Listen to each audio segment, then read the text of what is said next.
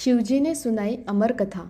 पुराणों में संस्मरण है कि एक बार माँ पार्वती ने बड़ी उत्सुकता से बाबा श्री विश्वनाथ महादेव से यह प्रश्न किया कि ऐसा क्यों होता है कि आप अजर अमर है और मुझे हर जन्म के बाद नए स्वरूप में आकर फिर से वर्षों की कठोर तपस्या के बाद आपको प्राप्त करना होता है। जब मुझे आपको ही प्राप्त करना है तो फिर मेरी यह तपस्या क्यों, मेरी इतनी कठोर परीक्षा क्यों, और आपके कंठ में पड़ी यह परमुंडु माता तथा आपके अमर होने का कारण, वह रहस्य क्या है? महाकाल ने पहले तो माता को यह गूढ़ रहस्य बताना उचित नहीं समझा, परंतु स्त्री हट के आगे उनकी एक न चली। भगवान शंकर ने माँ पार्वती जी से एकांत व गुप्त स्थान पर अमर कथा सुनने को कहा ताकि कोई न सुने, क्योंकि जो इस कथा को सुन लेता वो अमर हो जाता। इस कारण शिवजी माँ पार्वती को लेकर किसी गुप्त स्थान की ओर चल पड़े। सबसे पहले भगवान भोलेनाथ ने अपनी सवारी नंदी को पहलगाम पर छोड़ दिया।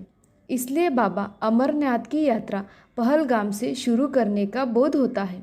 आगे चलने पर चंद्रमा को चंदनबाड़ी में अलग कर दिया और गंगा जी को पंचतरणी में, उसके बाद कंठाभूषण सर्पों को शेषनाग पर छोड़ दिए।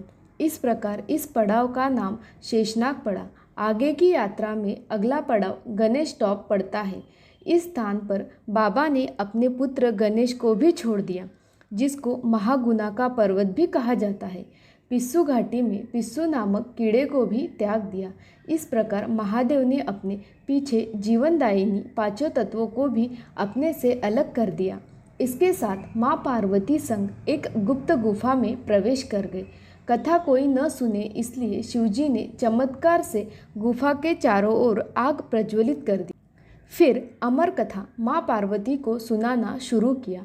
कथा सुनते हुए देवी पार्वती को नींद आ गई। भगवान शिव कथा सुनाते रहे। इस समय दो सफ़ेद कबूतर कथा सुन रहे थे और बीच बीच में गू गू की आवाज़ निकाल रहे थे। शिवजी को लग रहा था कि माँ पार्वती कथा सुन हुंकार भर रही है।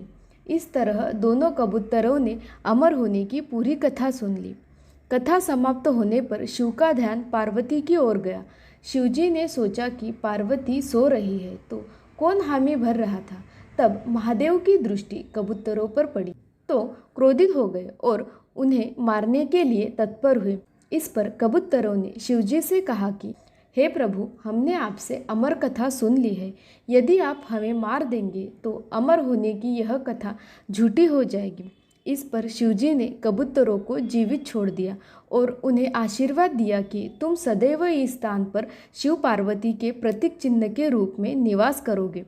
अतः यह कबूतर का जोड़ा अजय अमर हो गया। माना जाता है कि आज भी इन कबूतरों का दर्शन भक्तों को प्राप्त होता है। इस तरह से यह गुफा अमर कथा की साक्षी हो गई व इसका नाम अमरनाथ गुफा पड़ा। यह गुफा के अंदर भगवान शंकर बर्फ के निर्मित शिवलिंग के रूप में विराजमान है। पवित्र गुफा में माँ पार्वती के अलावा गणेश के सभी अलग से बर्फ से निर्मित प्रतिरूपों के भी दर्शन किए जा सकते हैं।